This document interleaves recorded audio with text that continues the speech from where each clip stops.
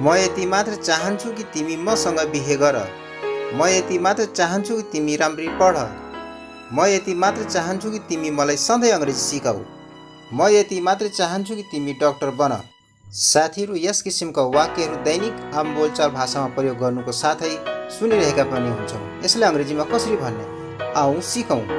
यस किसिमको वाक्य बनाउँदा all I want is that plus sentence अर्थात् all I want is that अगाडि भनेर आफूले जुन वाक्य भन्न खोजेको त्यस वाक्यलाई अङ्ग्रेजीमा एड गर्ने। आउनुहोस् केही उदाहरणहरू हेरौँ।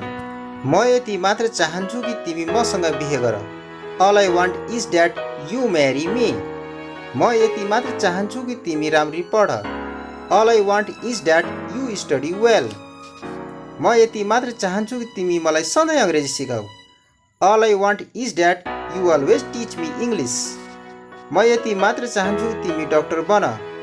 All I want is that you become a doctor. म यति मात्र चाहन्छु कि तिमी मसँग समय बिताऊ। All I want is that you spend time with me. म यति मात्र चाहन्छु कि तिमी मलाई सबै पैसा फिर्ता गर। All I want is that you return my all money. म यति मात्र चाहन्छु कि तपाईँ एउटा नयाँ कार किन्नुहोस्। All I want is that you purchase a new car. साथीहरू, भिडियो मन परे लाइक र सब्सक्राइब गर्न नबिर्सनुहोला। Thank you so much.